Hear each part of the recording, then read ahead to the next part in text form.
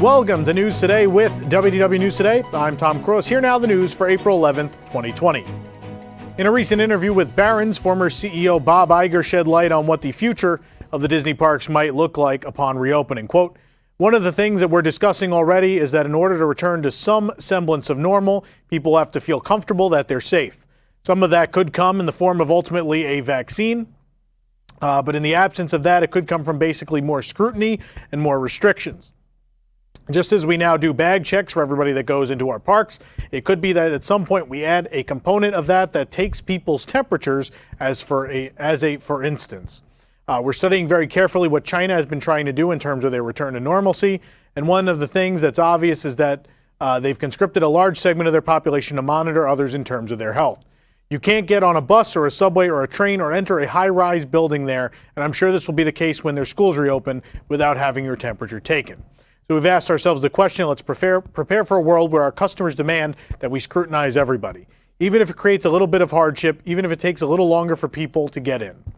How this will be implemented in a place where guests have long been conditioned to fill in all the available space is unknown, but if it means adapting to a new form of existence within the parks, for sure many guests will be quick to learn just to get back into their happy place. Well, it is worth noting that China is a communist country, and you don't really have a choice in the matter, but it'll be interesting to see if that flies in the United States and other non-communist countries. As the effects of the coronavirus pandemic peak throughout Central Florida, Orange County Mayor Jerry Demings says that local hospitals are seeing fewer patients admitted for COVID-19. Local businesses, including the theme parks, are eager to reopen their doors once the stay-at-home order is lifted, but according to Click Orlando, the mayor believes it could be another 2 months before any reopenings.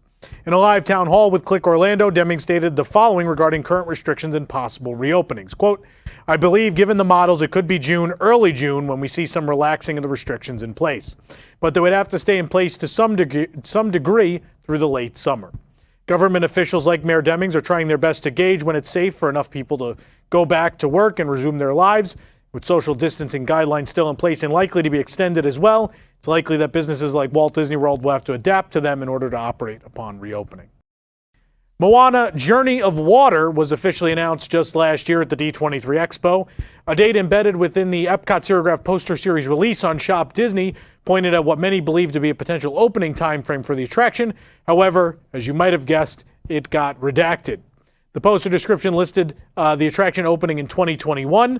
That date was removed. Of course, you may remember that we've been telling you for, I think, well over a year now that Project Gamma, which includes the entire overall, the central area of the park, including Journey of Water, is slated for a 2022 completion date. Despite the parks being closed indefinitely, internal changes to food and beverage options continues as menus are constantly updated across Walt Disney World. Changes come in the form of price increases ranging from $2 for meals to up to $4 for alcoholic beverages. At Tortuga Tavern, for example, the all-beef hot dog with chips is now $10.49, up from $9.49. Another interesting change here is the removal of both the tostones and the ropa vieja, which means we may be looking at more pared-down menus upon reopening. At other restaurants across property, like the Hollywood Brown Derby and Hollywood Studios, cocktails like the Old Fashioned are up from $14 to $17, with the Pomegranate Whiskey Sour up from $12.50 to $14, and the Grapefruit Cake Martini up from $12.25 to $14 as well. Speaking of martinis, the rest of the martinis on the menu have been removed, along with the margaritas. Resort restaurants have also been hit with price increases. Ale and Compass Lounge at the Yacht Club Resort seen an increase in food. The Applewood Smoked Bacon and Vermont Cheddar Burger is up to $19 from $13. Likewise, cocktails are also up in price, with the Galleon Gimlet and the Big Apple both up from $11.25 to $14. $14 seems to be the new standard low for cocktails at Walt Disney World that'll be implemented by the time. It was already rolling out just before the parks closed. It looks like they're taking this time to comb through menus and make those changes. A number of RunDisney marathon events have been canceled or otherwise affected by the prolonged park closures, and now registration for next year's marathon weekend has been impacted. The page for the 2021 RunDisney Marathon Weekend now shows that on-sale dates for future RunDisney races will be adjusted. Additional information will be released soon, and all individual races still show registration opening soon. The Walt Disney World Marathon Weekend takes place from January 6th through January 10th, 2021. So while the event hasn't been canceled yet, it seems registration may be changing in light of the ongoing pandemic. Despite the ongoing parks and resorts closure across Walt Disney World, essential cast members remain performing their duties on property, and as a consequence, 3 of the Speedway gas stations across property have remained open at least until Thursday. As stay-at-home orders persist and operations are scaled back at the resort, 2 of the 3 gas stations have now closed. Both the Disney Springs and Disney's Boardwalk Resort Speedway gas stations are now shuttered. The Speedway gas station near the Magic Kingdom remains open from 6 a.m. to 10 p.m. daily. The Service Trades Council Union Coalition, which represents about 43,000 employees across the Walt Disney World Resort, has reached an agreement with Disney, confirming that they will furlough. The furlough will be effective for its union members starting April 19th. The union reached an agreement with Disney that will maintain their members' health insurance benefits, educational support, and additional employee assistance for up to 12 months during the temporary furlough. Additional terms are in place for job protection and seniority within roles. Disneyland, meanwhile, has reached an agreement with 10 more unions representing food and beverage workers, pyrotechnicians, sound mechanics, stage managers, stage technicians, and other employees on a temporary furlough. The 10 unions in the agreement include Workers United Local 50, Master Services Council, Craft Maintenance Council, International Alliance of Theatrical Stage Employees Locals 706, 504, and 923, Laborers Local 652, Operating Engineers Local 501, Teamsters Local 495, and Independent Employee Service Association. Workers United Local 50 in particular represents 7,850 food and beverage workers at Disneyland Resort. All have agreed to proceed with the furlough beginning April 19th. Disney has agreed to extend members' health insurance benefits coverage, educational support, and additional employee assistance programs for security employees. According to the OC Register, Disney is planning an expansive renovation of the Frontierland Gate at Disneyland, coming in at $200,000 for the full project. A recent permit was filed calling for the replacement of a pair of 15-foot tall faux wooden gates and a 16-foot long marquee, along with the widening of an existing bridge at the Frontierland entrance. Much like the redo of the Adventureland sign, the renovation is meant to improve pedestrian traffic in and out of the land, and once the park reopens after its extended closure, of course. Just last year, Pioneer Mercantile's front porch and walkway were refurbished around this time as well. While construction is halted throughout the resort, permits continue to be filed for previously planned work. While Disney previously announced that Avengers Campus in California Adventure would open on July 18th, it seems extended park closures and construction halts have hindered the new land's progress. All official verbiage now says coming soon as opposed to the previously announced opening date. The landing page for Avengers Campus now simply shows again that coming soon. The big opening date announcement was made just days before the Disneyland Resort had to close, of course. According to the DLP report on Twitter, a new casting ad revealed that Disneyland Paris is planning on hosting 3 Halloween parties this year, set to take place on October 17th, 24th, and 31st. Last year marked the first time 2 Halloween parties took place at Disneyland Paris on the 26th and 31st. During these events, dastardly Disney villains have Disneyland Park all to themselves as they dare you to join them for the most mischievous party ever. The events offer late-night attractions, wickedly wonderful shows, specialty food and beverages, and spooky new surprises. Halloween-themed costumes are allowed and encouraged at these parties as well.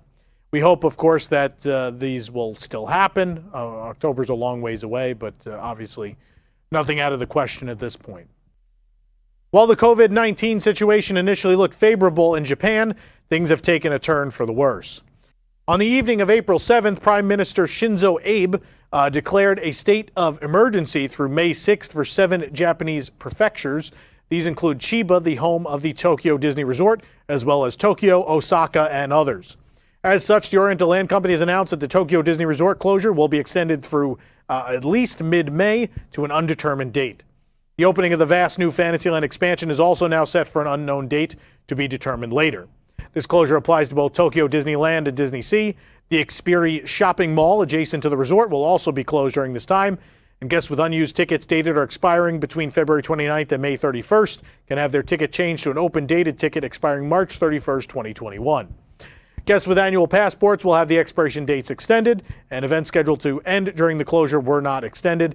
However, souvenir food items and event merchandise will be sold for a short period after the reopening. No word on how this will affect the planned Disney Easter event that was supposed to begin March 27th at Disney Sea has been given. Shop Disney has announced that while the parks are closed, Disney Parks pin trading limited edition pins will be available exclusively on their website.